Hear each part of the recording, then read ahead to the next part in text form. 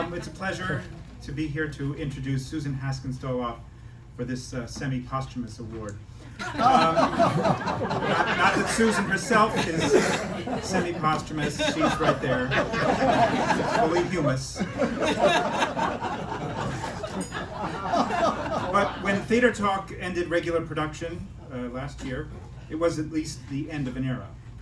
For so long the show had seemed like a well-oiled and a perpetual machine that we never saw the acts coming.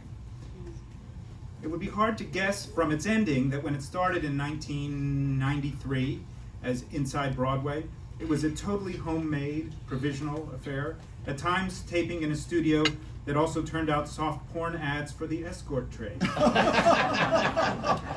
Just off camera, next to a set designed by Susan herself, was a battered brass bed. In those early years, Elaine Page, the glamorous star of the London stage, once narrowly missed colliding with the somewhat less glamorous star of 1-800-HOT-DATE. I wasn't there then, but it's an important part of the show's DNA and Susan's achievement as its producer that she built Theater Talk into a nationally known refuge of the shrinking high culture from very raw ingredients.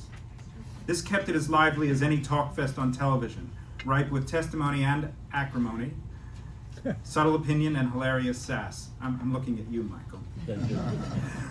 And it only happened because of Susan's unique perception that a show about theater should be theatrical, with its egos and crises not just off stage, which they often were, but also on camera.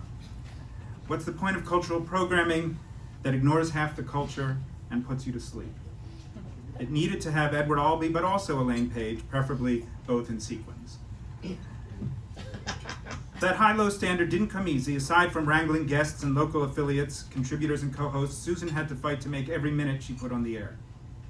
It was bruising work. Only someone who loved and exemplified her subject as much as she could have maintained for 25 years a show that was so high-minded, but not so far from soft porn either. A show that, in the end, was a hot date. Welcome Susan Haskins-Doloff to the Silver.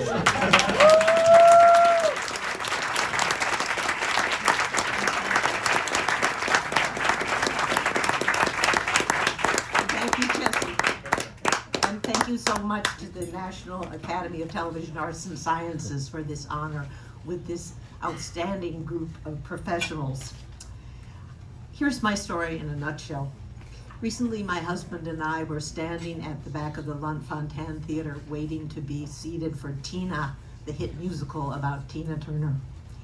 A young man came up to me, he was African American, and he said, "My name is Josh, you don't know me, but I wanted to tell you that when I was growing up, I had no access to theater, but I watched Theater Talk every week, and the interviews inspired me, and now I am the assistant technical director of this show."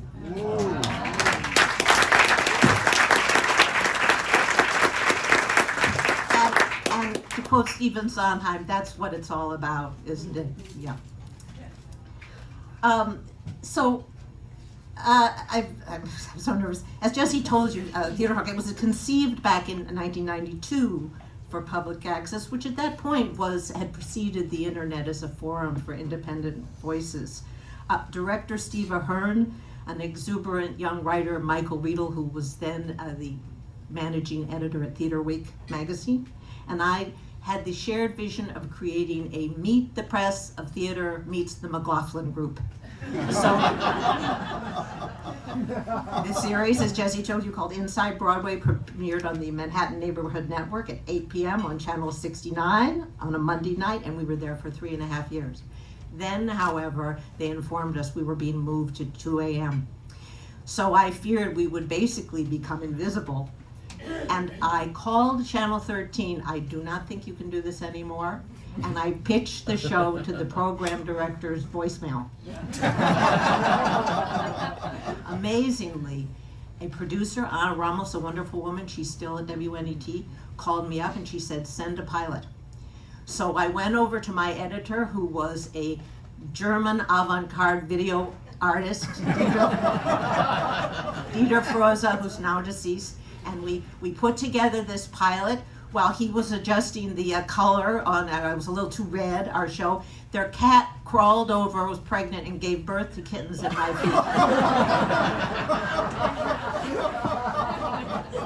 feet. So, Channel 13 took it. They gave us a 13-week run, and we were on their air for 22 years. Although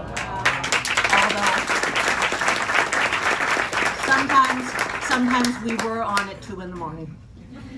I want to thank Jesse again. Jesse, I love you, and so many others for getting me here. This includes the members of my latter-day Theater Talk co-host team, 5 of whom are here. Besides Jesse, Michael Musto, who was referred to this morning on Gold Derby as a sassy wag. The brilliant Jan Simpson from Broadway Radio, and also the head of arts journalism at CUNY.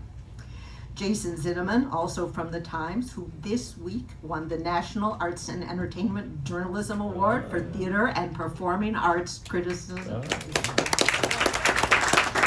And our glamorous actor co-host, we say actor now, not actress, Julie Halston, who's back there about to present for Roma. Roma, I do not know you very well, but my high esteem of you is increased by the company you keep. I am also grateful to our other co-hosts who are not here, critics Adam Feldman of Time Out and Elizabeth Vincentelli of the Times and Two on the Aisle.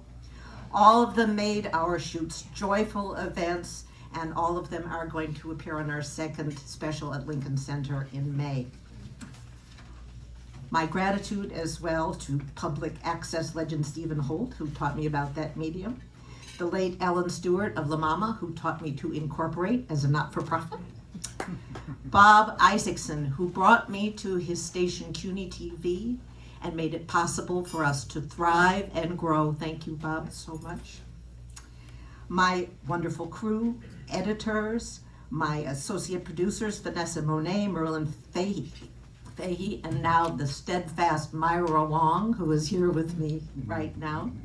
And most of all, I want to express my love and appreciation to my co-executive producer and life partner, Professor Steve Doloff, who, moonlighting from his academic career, has been by my side throughout this whole process.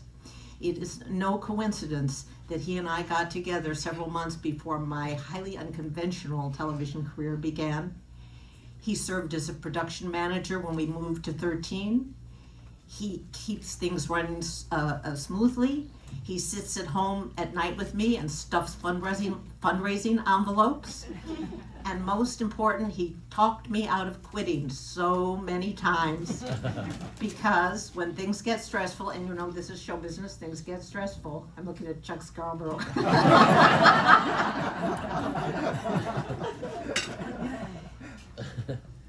He talked me out of quitting, and I didn't quit. And here I am. I'm here now. Be here now, Doloff. I share this award with you totally. Thank you.